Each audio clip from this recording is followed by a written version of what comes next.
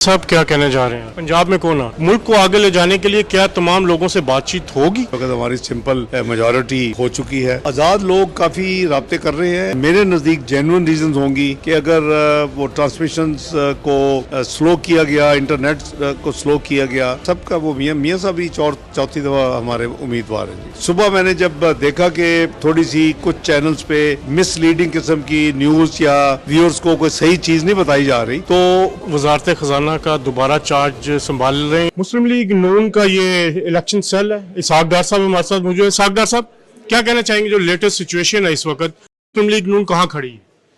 बिस्मिल्लाहिर्रहमानिर्रहीम, नामदू सल्ली अला रसूलिल करीम।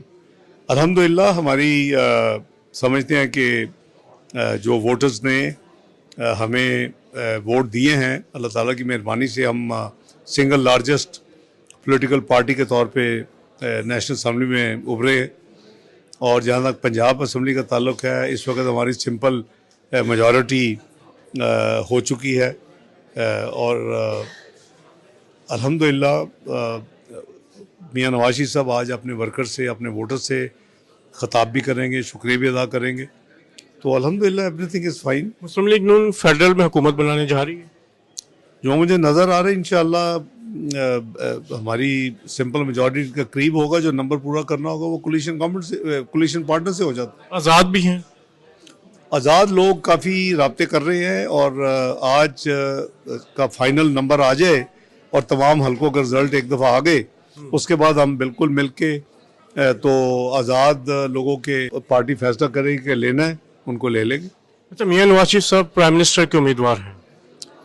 जहाँ तक मेरा प्रपोजल है या पार्टी की सीनियर लीडरशिप का, सबका वो मियाँ साहब ही चौथी दफा हमारे उम्मीदवार हैं जी। पंजाब में कौन है? अभी उसका फैसला नहीं हुआ। तो अभी जो एक कंट्रोवर्सी क्रिएट करने की कोशिश की गई और उसमें कुछ लोग शरीक थे जो डिले भी हुए, उसके हवाले से क्या कहना चाहेंगे? जो क्या क्या जो रिजल्ट जो डिले हुए और उस पे बारे ये तो हमसे नहीं पूछना चाहिए। ये तो अगर कोई सवाल बनता है तो जो इलेक्शन को जिनकी जिम्मेदारी आईनी है, जिनका ये फ़र्ज़ है, वो है इलेक्शन कमीशन ऑफ पाकिस्तान का।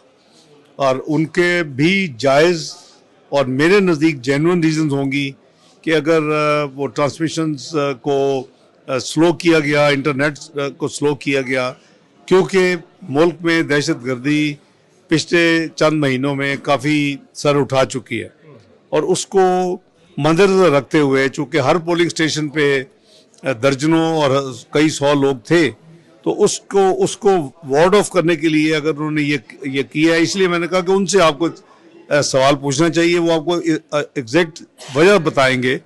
और उनके साथ इंटीरियर मिनिस्ट्री ने ये ऑथोराइज़ किया है, उनका रूल्स ऑफ बिजनेस में उनकी जिम्मेदारी है।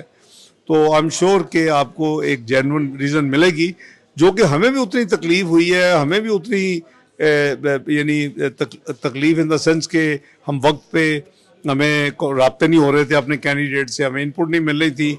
हमारा ये इतना बड़ा सेल है, तकरीबन 100 के करीब हमारे सपोर्टर्स हैं, जो हमारी अपनी यूथ है मुस्लिम लीग नून की। तो ये इनका था कि डैशबोर्ड को अपडेट करना है, रेगुलर अपडेट करना है, जो इंफॉर्मेशन टीवी से आएगी या इंफॉर्मेशन जो है वो हमें डायरेक्ट ईसीबी की अनाउंस होगी, उसको सबको हमने उसको कंबाइन करना है। तो ये कंबाइन करने की एक्सरसाइज थी। तो वो जो स्लोनेस है वो हमने भी उसमें सफ़र किया जी। मियाँ साहब क्या कहना चाह रहे हैं?